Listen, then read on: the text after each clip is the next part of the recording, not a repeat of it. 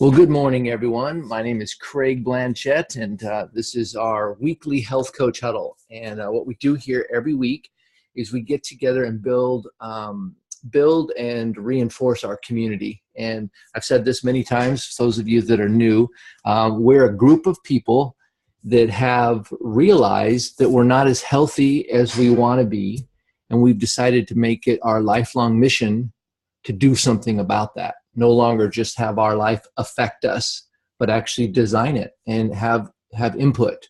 And so when we get together as a group, when we share that common value, everyone benefits from it. And so many of us on this in this webinar this morning, or this meeting, are health coaches, but not everybody. But one thing is in common, like I started out with, is that all of us have decided that we're not as healthy as we'd like to be in some area of our life, and we decided to team up and do something about it. And so if you're joining us live, you can actually watch these recordings on a replay. If you go to your favorite podcast player and you type in Team Blanchett, you'll get the channel with all the recordings. And you can subscribe to that, and then they will automatically notify you when you have a new episode available. You can also go to Vimeo or YouTube, search for Blanchett, and you'll be able to find the video versions of these. And for those of you that are watching this on podcast, or listening to it on podcast, or watching it on Vimeo, we do these recordings weekly, 9 a.m. to 10 a.m. Pacific. And the way to join us live is to go point your web browser to Zoom, zoom.us. And then when you get to there, it'll say join a meeting. And you type in 503-974-1671, which, by the way, is also my cell phone number. So if you ever want to give me a call and share something exciting, I'm available.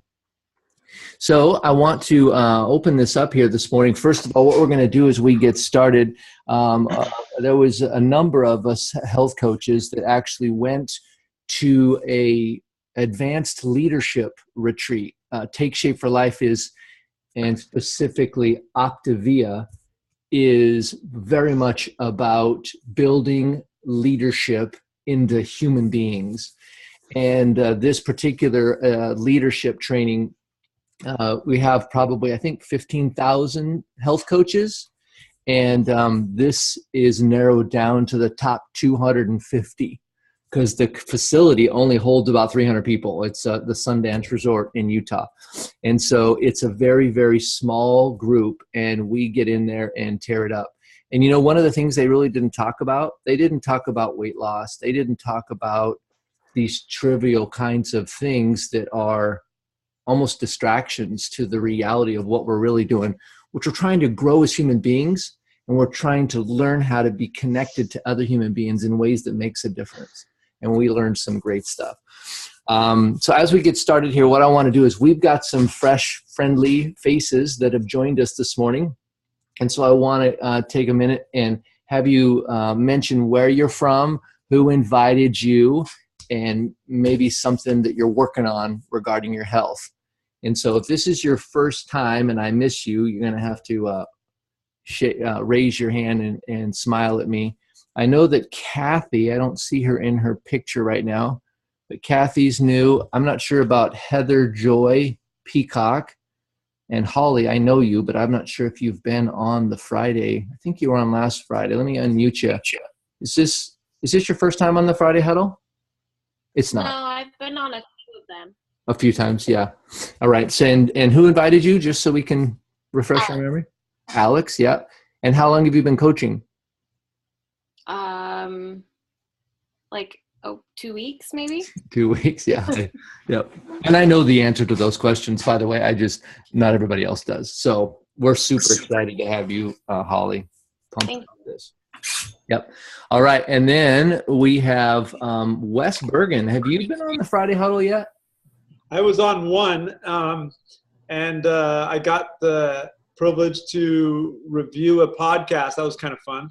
Mm-hmm. And I just interested in starting coaching, and not fully signed up yet, but started talking to people about encouraging them to, take that next step into in their health, and we'll see where that goes. Yeah. And Craig kind of encouraged me to get on this week and checking it out. Yep. So Wes is from Florida, and he's a fellow hand cycle buddy of mine that's getting faster and faster as he gets lighter and lighter, believe it or not. What was your, I mean, when we first started, we had this conversation yesterday, and I said, well, 165, that's pretty good. And he's like, crazy talk. And what did you hit last week? Yeah. When I started talking to him, I was biking and I had lost a little weight, but never could get rid of my gut or get faster and fine tune my cycle racing. And I could just never shake that last 15. And he's like, oh, I could get you down from 175 to 160. What did you say? 165. And I was like, no way. And I just weighed myself at 156, which is almost 10 pounds lighter than what he said he could get me at, which I couldn't believe. And I'm like, I've lost 20 pounds so far. Yeah, unbelievable. As a cyclist, that's huge, because as a cyclist, 20 pounds is a lot, because you're already biking fast, you think, but now you're lighter. And so that's even going to change that exponentially. Imagine what people will spend to take a pound off their bike. Yeah. You just took 20 pounds off your bike.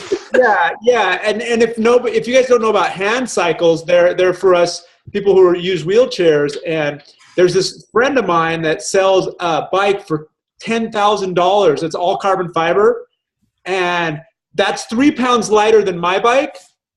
So people are willing to spend $10,000 to lose 3 pounds on their bike. Yeah. When they can just lose 20 with this program. Yep. Amazing stuff. Dean's smiling. Dean's a cyclist as well. We go out once in a while, and so he knows exactly what you're talking about. It's insane. Right. Just lose that 3 pounds instead of spending $10,000 to buy a carbon fiber bike. Think of that. Our program just got really cheap. Imagine that. Like 3 pounds, you can do that in about 6 minutes on this program. Excellent. So, and Dawn, you're here. Super excited to see you. I just unmuted you. Have you been on? I think you've been on here before, but I'm just so excited about what you're doing and all the fun things. You have any an update on something you're excited about? Gosh, thank you. Can you hear me? Okay. Yeah, I can hear you loud and clear. Yes, I'm very excited. I'm so excited. I can't keep smiling. I'm just so happy. So, yes, I've had some great results from a post that I put on Facebook, just saying that I'd lost 20 pounds in my first month, and I can't keep up.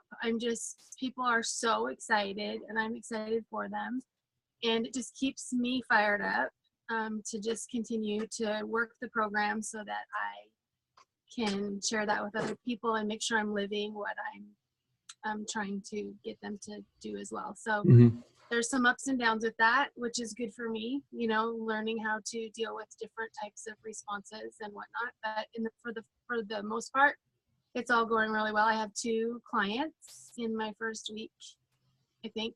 Yeah, week and a half.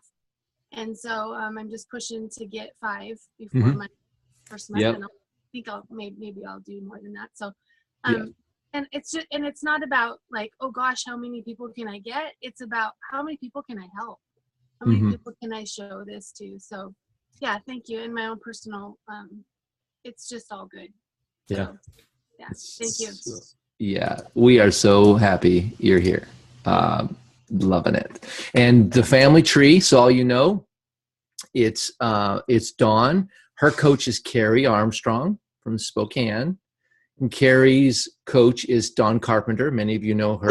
And then I'm Dawn Carpenter's coach. So there's the healthy family tree. So you kind of get a little, I like when you do that. Every time I do it, you guys smile and you go, oh, and it's sort of like, that's how you got here. And so there's a little detail. And then with Holly, Alex is her coach, her and Joe, their coach, and then I'm Alex's coach. So it's a quick family tree on that side. So excellent. Anybody else? I want to just take maybe, it's almost 12 minutes after. We're just going to actually bust right into it now. Actually, Kathy, there you are. So Kathy is a guest that I invited to come this week. And so where are you from, and a little bit about your, maybe just a 1 or 2 sentences about your journey and what you do for a living. Well, I'm Kathy, and I'm from Coeur d'Alene, Idaho. And I first got started with, trying to get to a healthy lifestyle with the McCarthys, Joe and Brianna McCarthy. And so I've been on that journey. I've had some ups and downs this last year, several deaths in the family, and just some things that have happened that sort of threw a curve in for me. And so I'm just really looking forward to getting back on track.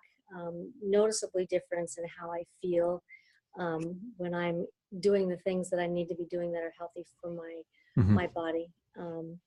So I volunteer a lot. I work at a community church here, and then I volunteer at Heritage Health, which is a federally qualified healthcare system, and I volunteer doing ultrasound there, and just do a lot of things in the community. So I'm active, but I haven't been able to do that lately because I just haven't been on my game. So. Awesome. Well, so good to have you. I was talking with Kathy a little bit about some of the things that I learned at Sundance. And I was just like, you know what, there's these group of people that need to meet you. And so I invited her to join us, and here she is. So awesome. So glad to have you there, Kathy. Thanks. Excellent. All right. So we're going to get into it, and we're going to kind of tear it up a little bit this morning. So we have 3 of us that were honored to qualify to go to Sundance. And so Alex, and I wasn't expecting Alex this morning. I'm glad you're here. Super excited. And then Daniela was there as well. And so we're going to kind of give you our maybe top, like, here's what sometimes when I use the term, so what are your takeaways? And sometimes we get all crazy in our head because, we have to get the perfect takeaway. So let me frame that up for you, for all of us, is when I come home and my wife says, so how was it? The thing I tell her is my highlight. Because it's really easy to go to prioritize what I'm going to tell her. It's natural. I don't have to manufacture, what was that thing? And so sometimes I just get all geeked out in my head. Maybe you guys don't, but I do. And so I have like 3 things that I haven't been able to stop talking about that have in 1 week structurally changed the way that I interface with the world. And it's been huge. And so I know Daniela has some of those, and Alex has some of those as well. So we're going to kind of discuss a few of those. Before we get started with a show of hands, though, I sent out an email, if you're a coach, and it had a couple of videos to watch. Who is able to watch at least one of those videos? Yep, a couple of you. Great. Okay. So the thing about it is we have this idea called living above the line, and it comes from a book that I highly, highly recommend, which is called The 15 Commitments of Conscious Leadership. And so this is a new terminology for something that's been around forever. And it's the idea of being present and being conscious, being someone who is other-minded versus most people. And our fallback is always to be self-focused or self-centered. And so anyway, so the concepts that we're talking about come from this book, and they're pretty powerful stuff. But so it doesn't sound like only a few of us have watched these, but I want to frame up a little bit so we have some contextual things, and then we're just going to dive in. Alex, Danielle, and I are going to kind of kick it around a little bit, talk about some things we learned. And I would love for you guys to raise your hand. If you have something to say, I want this to be like, wait a minute, now what are you talking about? What did that mean? Right? And so on your computer, if you go down to participants, you can raise your hand. So if you want to do that, that'll clearly get you in the queue, and then I'll call on you as soon as we have a little break. But you can also, you have one of these. This is like your real hand, and you can raise that one too, right? So either one will work for you. And if you're on the phone, unmute yourself, *6, and just maybe start talking. Maybe that'll do it, because we can't see you raise your hand on the phone. So, but here's the context. So we have this idea of living, actually, watch this technology here, guys. I'm about to blow your mind. Maybe my mind too, I don't know. iPhone, share screen. And then we're going to go like this. Ready for it? Wait for it. Come on. Here we go. Mirror screen. Okay, and then we're going to go to this, which is Notability. And then we're going to go like that. Okay, so we have this couple different ideas here. And this is some of the things they talked about. Well, we have this thing called the drama triangle, right? Drama. And we have one H-E-R-O, hero. We have the villain. And then we have the victim. Right? And so this is the drama triangle. And actually, when we're living below the line, we will drift into the drama triangle. And Dr. A talked about this idea of design versus effect, right? And one way is going down and the other way is going up, right? And so we have this idea where we can design our lives by making choices about the things that we're going to do in our life. We can usually, when you design something, you have to spend some time in your imagination thinking about what you would like it to be. I know for us, we just had a home built and we moved into it. Actually, yesterday was 1 month. Amazing. It's only been 1 month. But if you think about it, we were designing this home that we were going to possess and live in.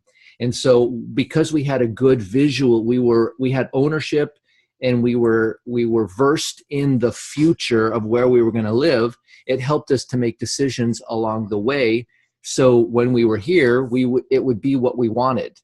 Right? You can do that you can do that with your life. But if you don't spend some time in the future thinking about what you would like to see or like to happen or like to achieve, then you're going to go through life just being affected by the world around you. Dr. A said, if your idea of the future looks like today, there's a problem. Well, you're just going to be living kind of a Groundhog Day life. And you'll get up and you'll just do the same thing over and over again, and life will just happen to you. And so when we are living our life and we come to a situation that might be challenging or something, we can drift. You call it drifting and shifting. And shifting. And what I loved about that is he said, everybody drifts below the line and gets into the drama triangle. But with awareness, so as my idea is that I want to just learn to be aware when I'm below the line, so that I can move on to shift and I can get back above the line.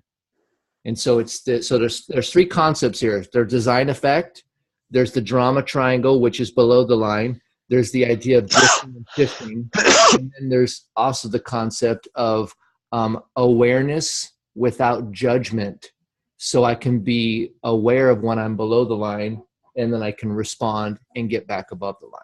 So that's some basic context for some of these ideas.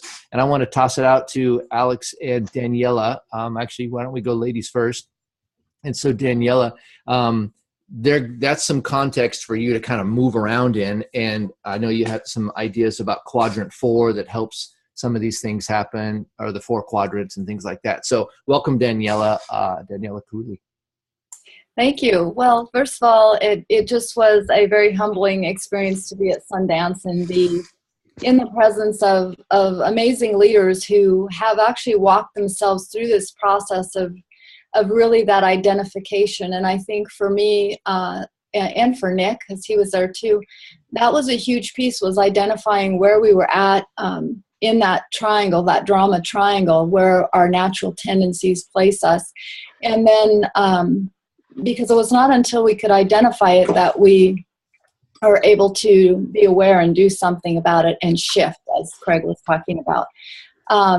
So because of some of that identification, we were able to really utilize one of the other concepts that was discussed, which is where we spend time. And I know for me personally, time is very challenging. Nick and I have multiple businesses that we love having.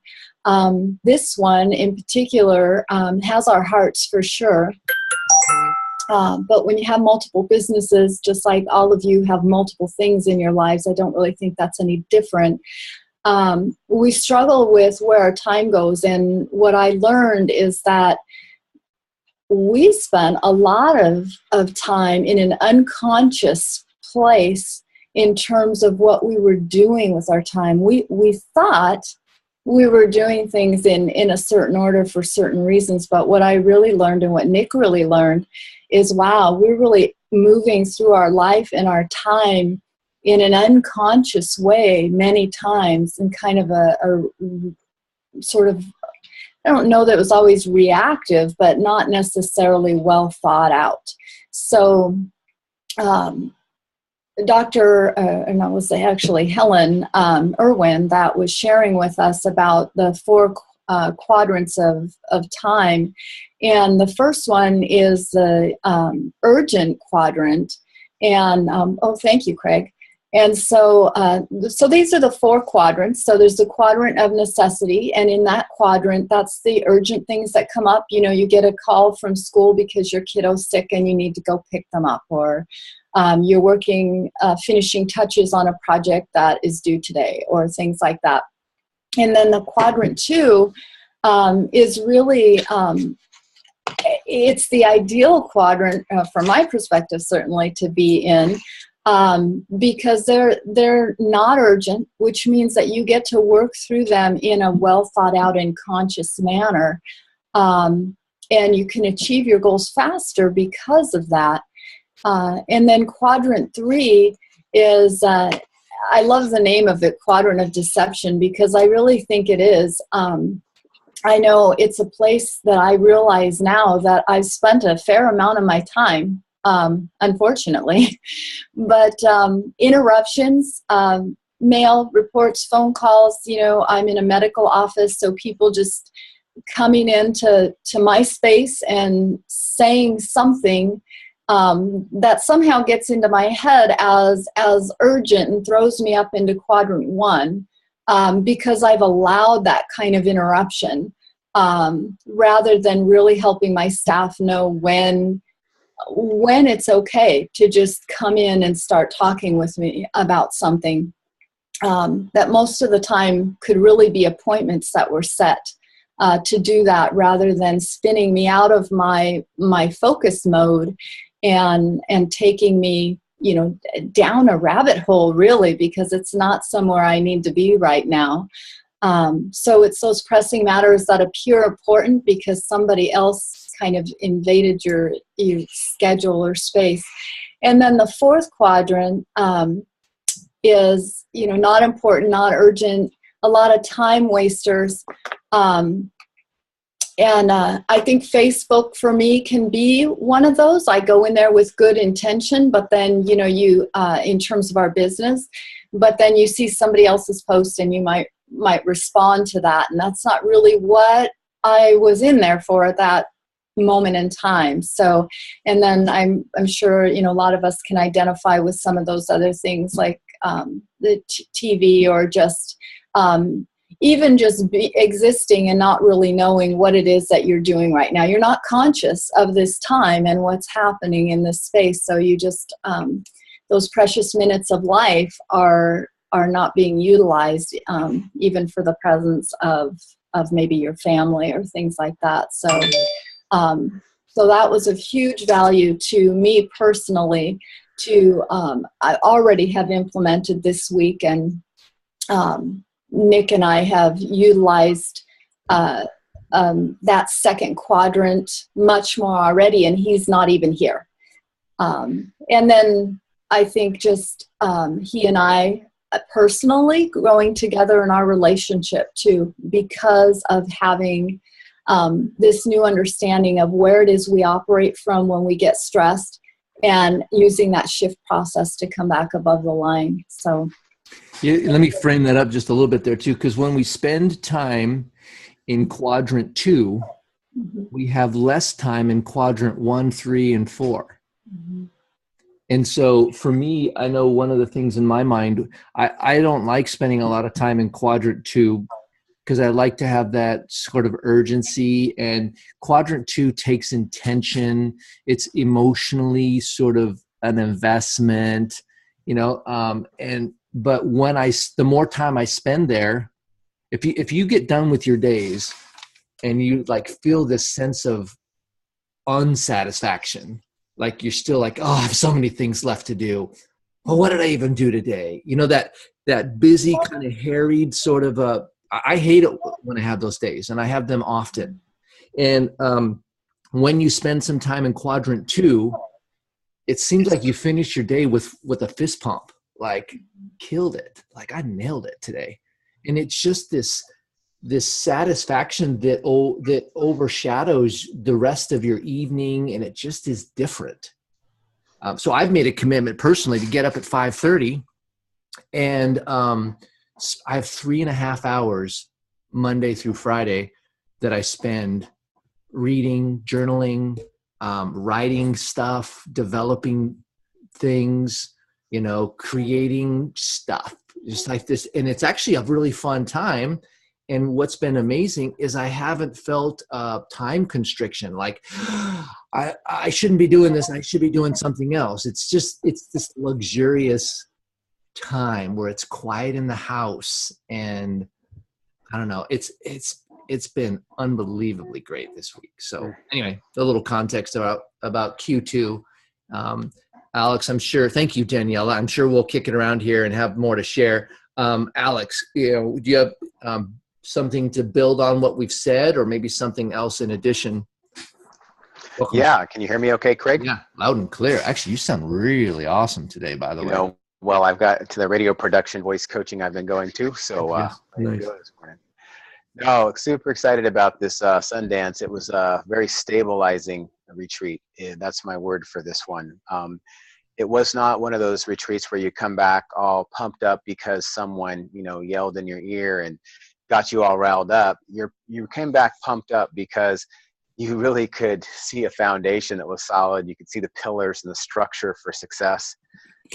You can see that communication is not a mystery, and you hope that it's going to go well. You actually can see your role and your responsibility. So if anything, I came back a much more responsible person. And I like the word responsibility. This quadrant that we're talking about, the 4 quadrants and above the line, this comes back to Stephen Covey's work. And he talks about responsibility being your ability to choose your response. And to me, playing above the line and making that shift move to go back up is about your ability to be responsible, or to respond the way you want to. And one of the models we talked about is when you have a stimulus where information comes in, somebody says something, does something, and you no longer take it as it happened to you. You actually see a gap in that information coming to you. So even if somebody yelled at you and said something really mean and nasty, an above the line person doesn't let that affect what their response is going to be. Only what they do is they take the information as information, and then they decide what they want to do with it. That's pretty powerful when you think about that. That's ability to choose your response. And so no longer are you subject to, or again, subject being go below the line, or reacting to, you're actually choosing to respond. And that's a huge thing I got from this weekend. I mean, I've been working on this for a while, but we got a chance to practically give some scenarios where we have played below the line. And this is a powerful thing. So if you really want to see how this works, of course, read the book, The 15 Commitments of Conscious Leadership. If you're looking for a book that just talks about this principle above the line, it's called The Oz Principle. They go a lot into this right here. But the long story short is thank you, Craig, making the shift and being aware, like Craig said, is so key. But the way you're going to do that is you need to go through some practical scenarios where you've played below the line. So going through there and naming some times where you've been in that little drama triangle that Craig was showing, where you've either been the hero, been the victim, been the villain, and maybe cycled through all of those.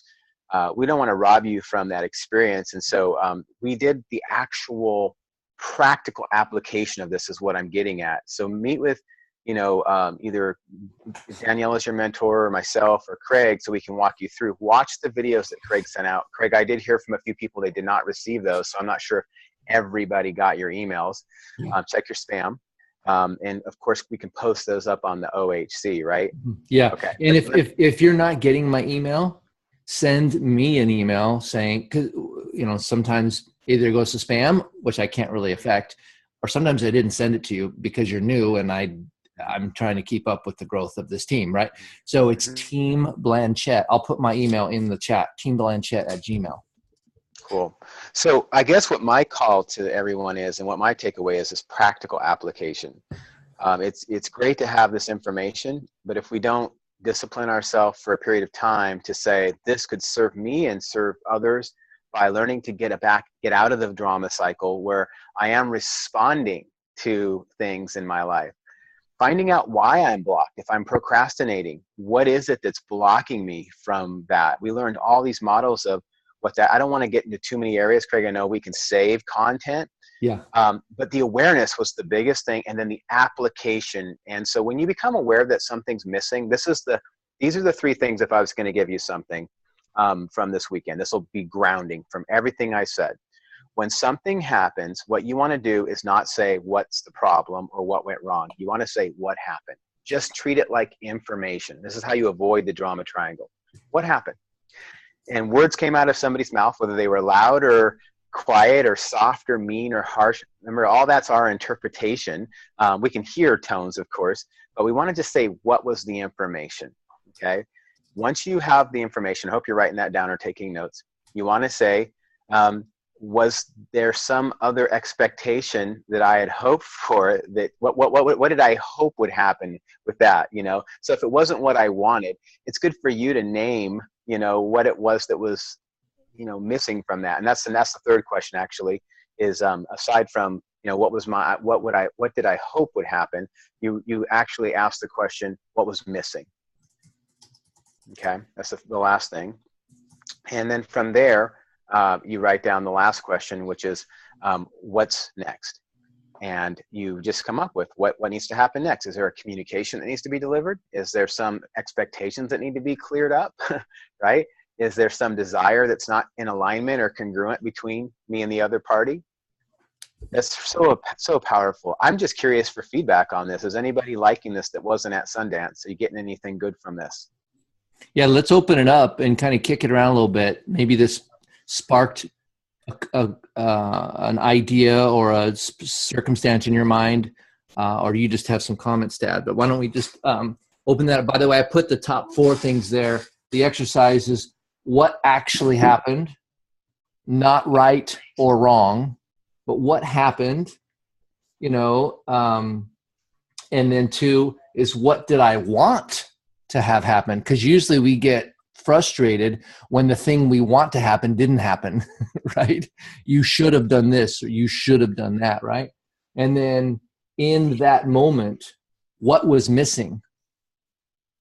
Was it unspoken expectation, and then what would have been next? Now, this is thinking in the past when you're like, oh, this is where I played below the line.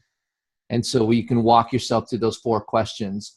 And then the final one, this is a statement, when I take full responsibility, I am able to blank.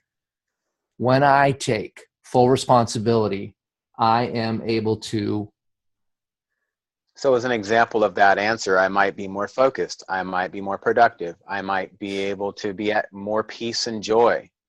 I might feel more responsible and more in control of my life, right? Yep.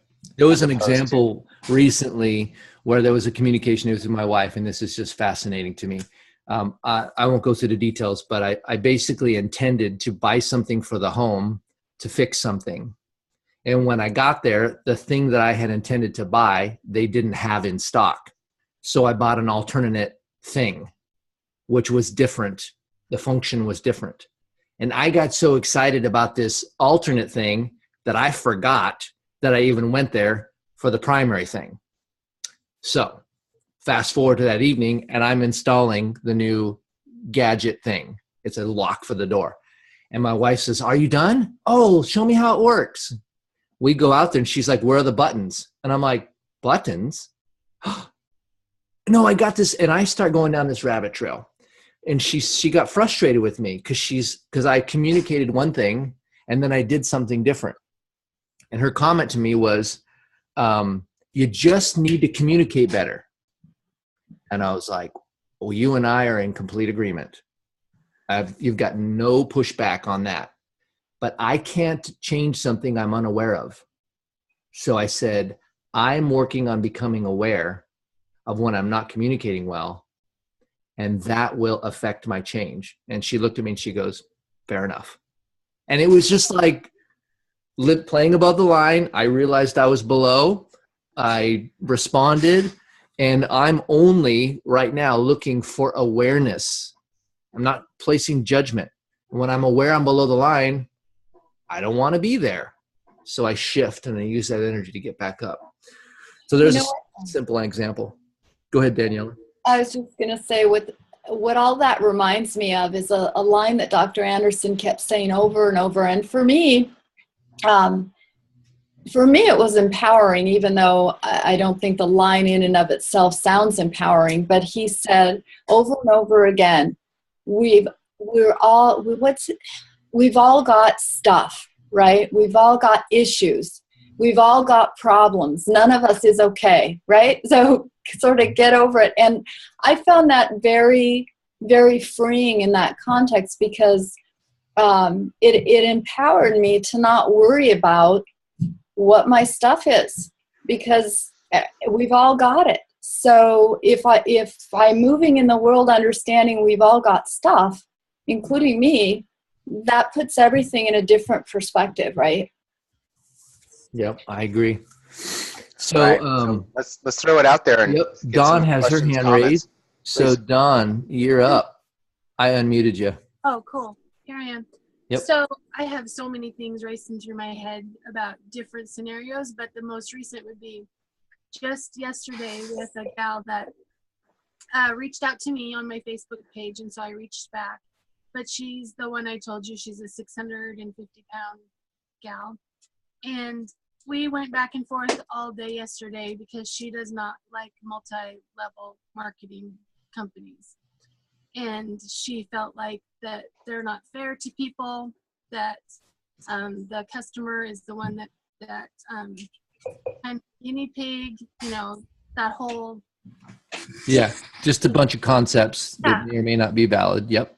So I look at that and I feel like I did okay, but I really judged myself, so I fell below the line, like thinking, well, I did something wrong, and treating it like, with my background with sales, like, oh gosh, I didn't get the sale and I feel bad about myself, where in reality, she's going to be watching, she'll be seeing, and so I'll be the example. So just rising above the line and realizing I did everything that I could to share, my realities with it. So that was just that came to my mind when we were going through this. I wrote down, don't place judgment on myself.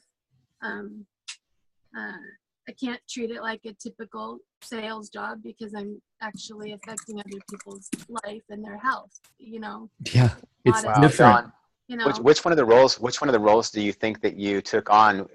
You said you went below the line. So out of the drama triangle, which role did you start to take on? I started to play the victim. That's right. Yeah, like It's awareness. That's so cool to see that. I started to go, oh, poor me. Look what happened. Because I have this sales mentality. Like, if you don't get a sale, you're bad. You know, like you did something wrong. Where I just have to realize I'm touching people's lives. And at some point, they're going to see that. And I just have to stay above the line so they can see, you know, my change and what I'm doing. So That's right. You're the Let model. me help you with just a little piece there. You have to stay above the line. And I would just tweak that a little bit. We can't permanently stay above the line because we're humans. So I would encourage you, Dawn, just to think about the awareness of when you're below the line and then shifting to get back above. Right. And then over time, yes, you'll spend more time above the line as you work on this, but we can't always be above the line. We're humans, you know. So good. Thank you for sharing that. Mm-hmm. That's awesome. Yeah, Anyone Bill, else? you gonna unmute yourself? Yeah, I was just going to say that somehow I got onto, actually it was through Michelle DeFabio, that book, The Power of the Other by Henry Cloud, the boundaries guy. And one of the things that just blew me away in that is that he uses corners, corner 1, 2, 3, 4, and he said all of us have to have corner 4 people in our lives because we in our heads can't necessarily figure out what that next step needs to be. And we're below the line, and we'd like to think we could figure out all this above the line stuff, but as a matter of fact, we can't. And so he compares us on our own to a cell phone that's not plugged into the net. He said when you have your cell phone on airplane mode, in the airplane you can play games and you can read books and you can do a variety of things. But when you are coming into the airport and they say, okay, you now may power up your cell phones, bang, you get on the net and it opens up the world to you. And he said that's what happens in relationship. And apart from those positive relationships where people stretch us, they challenge us in a positive way because they're on our side, but they challenge us, move us these steps ahead. He said, you're never going to get where you want to go. And I just said, whoa, fabulous book. It's quite new. Awesome. Thanks, Bill. That's huge because, you know, that was what we did at Sundance. We did exercises with one another and different people, and so you get these different perspectives of, you know, where you are on that above and below the line, and kind of that all of a sudden boom, oh yeah, I was below, you know, because you're working with someone else. I don't think I would have always, I know I didn't always recognize it until I was doing those exercises with others. I want to share another little piece here that So good. It's this, is it working yet? I think so. Not yet. I don't see it. It'll come back here in a second. While Craig's queuing that up, Yeah, is go there ahead. anybody else who got anything from that last conversational piece that we had?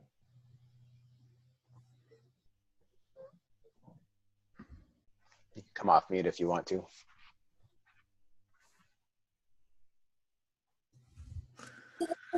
I had a little thought. Yeah. Yeah. With I know Daniela mentioned loud children. We can hear you Daniela fine. mentioned the deception quadrant. And I think that one's hard, and it's because you can be deceived in doing things that are good, but not necessarily in line with your number one priority. And that's my definite biggest challenge for myself, and I guess for everybody else, because you can be doing something that is really truly good, but it might not be what's best. Mm-hmm. So I think that's kind of a form of deception, even though it's not bad. But that was a thought. Yeah, another word for that is, you know, we procrastinate with that quadrant 3, that distraction deception quadrant. It's all busy stuff. I mean, it definitely does something. It's just not what's important. You know, it's not the things that are going to either move our mission or life forward substantially or be maybe income producing or impactful. And I totally get what you're saying. And we fall back into it because it, yeah, Yep. Yeah. So this was a really helpful. I'm gonna have some questions here as we get close to the end that I'll have you ask yourself. But I wanted to. This made so much sense. And so as we have in our life, we have different challenges, and as the challenges get ahead of our skill sets, so down here it could be growth / skill sets. And as our challenges become greater than our skill sets, we go to fear because we're afraid we're not going to get it right. We don't know what to do, right? And I'm sure plenty of you have been there before. And so you procrastinate or you just, I'll get to that later. I'll get to that later. I don't know how to do that. I'll do something else. And then there's times when we get complacent. Our skills outmatch our challenges. We've had some success at coaching and we kind of know how to do the thing, and we start to get bored, or we start to distract ourselves with displacement devices, our phones, Candy Crush, Netflix, Facebook, what have you. And then we just end up developing a lack of focus. And so Dr. A says, ideally what you want to do is you want to stay. It's kind of like this kind of a method where as your challenges come up, you end up growing skills. And as your skills and end up, you start to get some skills and need a little bit more challenges. So then you go and get some challenges. And if you stay within this little zone here, it's called flow. And it's a sweet spot to be in. And one of the things that you've heard us talk about, this different types of training, we call it just-in-time training. And just-in-time training means that we're not giving you too many skills to overwhelm you with the skills and not enough challenges. And we also don't want to give you too many challenges and not skills. So as your challenges come along, we try to feed you or teach you the skill to accommodate that. That's one of the reasons why we don't tell somebody how to solve transition when they're their first week in the 5-1. Make sense? Or for you, I need to know how to enroll a new client when you haven't even practiced your story yet. I need to know how to coach someone through transition when you don't even have a client yet. Right? It's kind of like, we'll get to that, but that's down the road. We need to work on your story, and we need to work on your list, and we need to work on why you want to connect with people. What's this all about for you? So here's a couple of questions here. And if you guys raise your hand, if this sparks something, it's a great discussion. I've been loving what we're doing. So here's the first question. And you don't have to necessarily write these down, but the first question is, are you committed to developing yourself as a human being? Think about that. I'm sure for many times in my life, I don't like to read books. I'm not a reader. I'm dyslexic. And I got to the point where I said, I don't care. I need what's in here, right? This wasn't working. I couldn't just stick it under my hat and make it work. And I had to read it. But guess what? Because I wasn't a really good reader, I was a pretty good listener. They have this thing called Audible. Oh my goodness. Treat yourself. Right?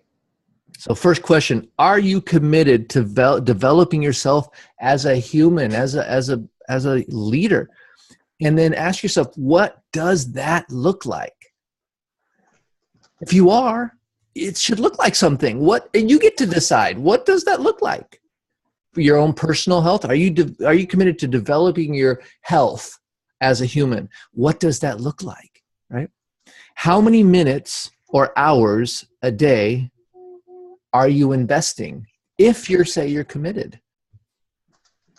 And there's no judgment here. You may feel the weight of a little bit of judgment because maybe you're not giving yourself what's necessary to hit a home run, to grow, because you're too much in quadrants 1, 3, and 4. Something to think about. I had to and it wasn't judgment. I had to become aware. Where was I spending my time? And then say, what do I want? If I'm going to design my life, what do I want? So I wanted something different. I had to shift. And I've been loving the shift. And then another thing is, the more we bring up the past, the more it becomes the present. Oh, I didn't do that. Oh, I could never do this. Oh, whatever. Oh, well, this happened to me. So if you want, I think it's important to look at the past, learn from it, shift, and move to where you want to go. And if you keep bringing up the past over and over again, it doesn't stay in the past. It becomes your present. I don't want my past to be my present. I want to learn from it and be different. And then there's another statement. I can acknowledge my feelings and my cravings and still respond. Even though I'm feeling a little freaked out, I can acknowledge that, and I can still say, well, sure, but this is what I want. How about when the thought comes to your mind where you're really working your program and you're in a good fat burn and someone brings over pizza and your mind tells you this is the last pizza on planet Earth. Right? Am I with you? Oh no, but this is the good one, the deep dish thingamajiggy with the cool crust and the pizza and thing and the cheese. And this could be the last time I ever have that. Oh no, and then they have ice cream. It's not the last pizza that's ever going to come across your desk. And you think about it, if you've spent some time in the future and that time you spend is so compelling, you're like, yeah, a pizza schmizza, right? I got stuff to do. I'm designing over here. Is your future so compelling that you build whatever it takes to get to do that? If it's not, that pain pushes, desire pulls. If that desire isn't pulling strong enough, you haven't spent enough time there for it to be compelling enough to pull you, to figure out whatever it takes. I'm getting there. Here's another one. The speed of my growth will equate to my willingness to embrace obstacles. Think of that. Your obstacles are a gift that teach you how to be strong, how to grow, how to adapt. And then... hey, Craig, can we hold up on that? Yep. Because that's worth sinking in. I know we're close to the time, but... Yep. Yeah, let's just let some of those sink in. Yeah, we got to let that sink in. Does anybody else have anything they want to ask or say about that? Just wanted to check in. Mm-hmm. There's a lot of good stuff there. Yeah, that was 4 days of tremendous. Yeah, if I may, Craig, because I just think it's important to point out two things. One is on the productivity side of it. Remember, Q1 is a necessity place, right? So Q1 is going to come up. Yeah. So you don't want to be stuck there. So it's not necessarily a bad quadrant. No. It's a necessity. Whereas if you live there, that's the issue. You don't want to live in quadrant 1. Right. Exactly. Because, having lived in Q3 for, like everyone, right? It takes practice. And that's the other thing. And I think relevant to the graph you had on flow, which was awesome. It's okay if you find yourself as you're growing in challenges, if you find yourself up or down, be it boredom or fear, distraction, is to just practice asking yourself, why am I here? And giving yourself grace to go to figure that out and learn to become present. And as you practice that, then it becomes more of a habit so that you can begin to narrow it down. But it's okay if you're stuck in fear for a bit, but just keep asking yourself, well, why am I here? I mean, it's that idea of awareness without judgment allows you to, it's okay. You're saying it's okay. That's the lack of judgment. Right. I'm aware I'm a little bored. I'm aware I'm a little fearful. How do I want to be?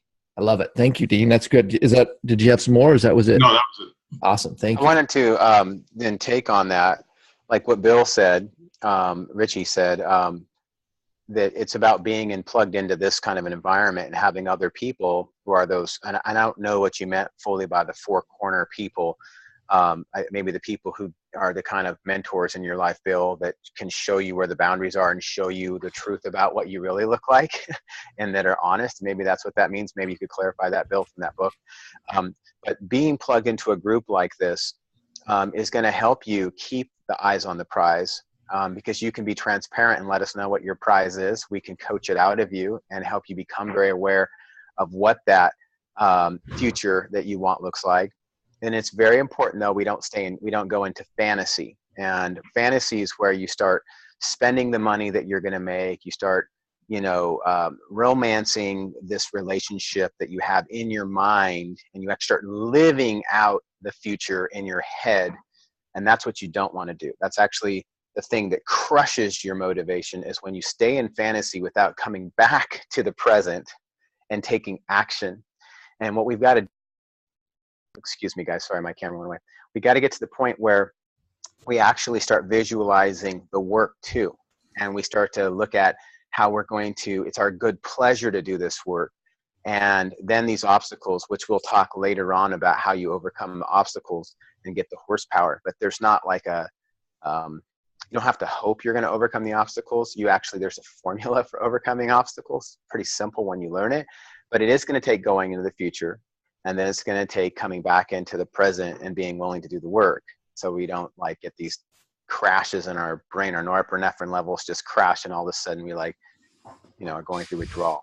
Mm-hmm. Yeah, I love that, Alex, because I think that's really, before practice, right? We can say that we're going to practice something, but before practice, we really have to plan that out. What does that practice even look like in our lives? That was the big takeaway for me, because I've said many times, okay, I'm going to do something, or I'm going to practice something, but unless you really take the time at the beginning of each day, which I was talking with Craig about, I get up even earlier than I used to, so that I have time to think about, what is this going to look like in my day, and what's this new behavior that I'm practicing going to look like in this day to day.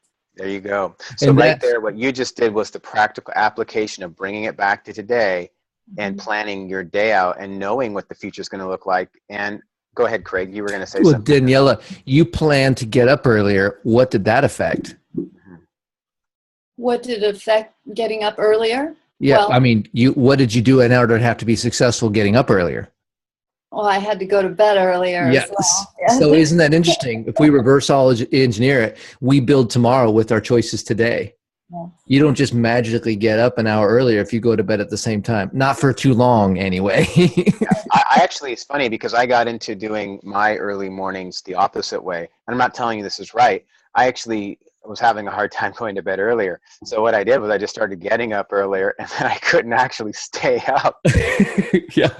After 3 days, I could not stay up past 9:30. Like my wife would be like, well, "You just fell asleep," and I'm like, "Yeah, like I can't stay up." Whenever you travel, like if you're I can't stay up, and but why? Why I want to get up at 5 a.m. is more important than getting up at 5 a.m. It's because nobody interrupts my flow time, like you said. There's no one begging for my time at 4:35 a.m.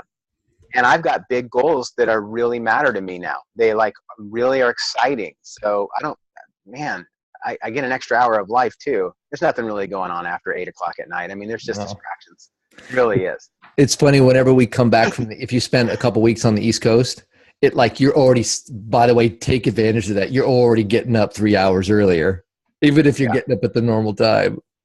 Linda, you had your hand raised. Yeah. I just want to do one little comment though. By the way, guys, I want to empathize. If you have a different schedule, your work life or your family life is pushed out, just understand your 8 o'clock at night or your 9 o'clock at night may be 10, and your morning hours may be, I've had people who work swing shifts. Like, what do I work swing shift? It all shifts. It all goes with that flow. So go ahead, Linda. Well, if you spend enough time in the future, you will build the technology to do what's necessary to make this happen. So just spend enough time in that future reality and you'll figure out whether you work swing shift. You still have, no matter what your challenges are, your dreams are still sitting there and they will sit there and wait for you. Go ahead, Linda. Yeah, hopefully my video isn't too glitchy. I think I keep playing catch up, but the whole conversation is very relevant, but Alex touched on something that I am realizing now that I struggled with over the past few months, and that was over living in my desired place, almost to where, but I wasn't taking the action daily or focusing on those small pieces to culminate to that end goal, if that makes sense. So it's almost like, and Craig will use this example, and I know Alex, you have too, but you're thinking about Disneyland so much, but you haven't even bought your plane ticket, or you don't even know how you're going to get there. But you just sit and think about how awesome it's going to be without doing anything to get yourself there. And I've done that in business and in other areas, and how freeing it is to think about the future so that it's desired, but also being okay with those small daily getting into action things. I think Daniela talked about that. So yeah, here's the interesting, this is the habits of transformational leadership. And the first one says, we lead from the future, we act in the now. And see, you had the first part of that, right, Linda? You were leading from the future, but you weren't taking action in the now. I was already there. Yep. Yep. This To is be huge. perfectly candid. If you want to see more on that topic, Dave Blanchard shot a series of videos for Take Shape for Life coaches, and there's 3 of them in the simple systems underneath some of the, I'm not sure what the title is, but it's for personal growth and development. And he goes deep dive into how destructive fantasy is if you stay in that. You're spending the money, you're romancing with your significant other or somebody else. You are touching, tasting, feeling things in your mind, but you're not actually resolving it in real life, and it causes massive crashes in your chemical levels in your brain. And here's the thing, 93 to 97% of entrepreneurial people have this gift of vivid visualization. That's why they got into businesses and did these things. Most of them, though, don't know how to use it properly. And that's why you see them starting up one business and starting up another one and starting up another one, because then reality hits that I actually have to do some work that's going to challenge my personal growth levels. Check out the videos. You're not alone, Linda. This is something that I personally struggled with for many years and am just now getting in control of to cause growth. So this is pretty amazing. Thank you. Thank you everyone for your, hopefully you got some nuggets. I want to challenge you with 2 things here as we're leaving, because there's always an action item as we're leaving here, is if things are noodling around in your head and you're like, oh, just become aware of the thought processes. And I would say, shoot a text out to your mentor. Hey, when you said this, it made me think of that. Or, just have a little bit of a reinforcement of the ahas that you've had this morning by communicating them back to your mentor, your coach. And so that's the first thing. And then the second thing is what Alex was just talking about there is it's not about getting it right. It's about becoming aware. And as we become aware, alongside of taking some time with who we want to become, you'll figure it out. Stuff will sort of just kind of work itself out. But if you don't know where you're going and you're not aware of where you are, welcome to most of America.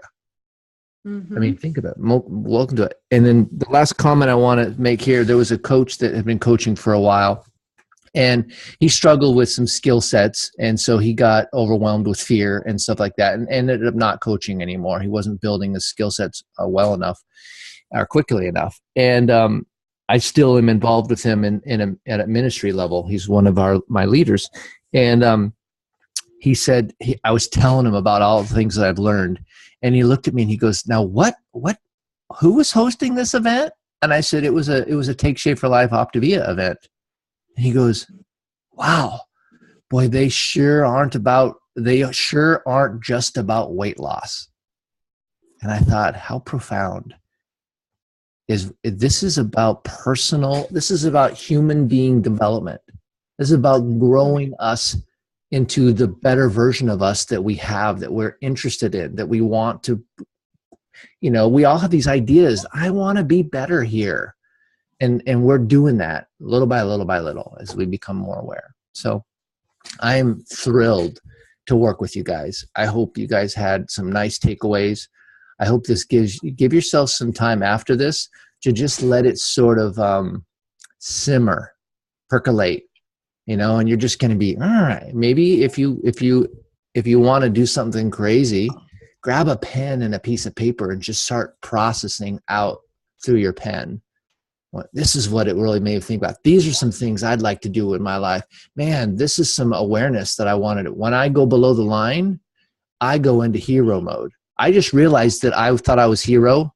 And as I'm thinking about this, becoming more aware, I realize that I'm the villain. So I'll make you feel like you don't know what you're doing. And then I'll come in and be the hero and fix you. And it's all about me. Wow, what an awareness there. Get back above the line, Craig. Get up there. You know, you want to be there. Same with you guys as we become aware of where we fall below.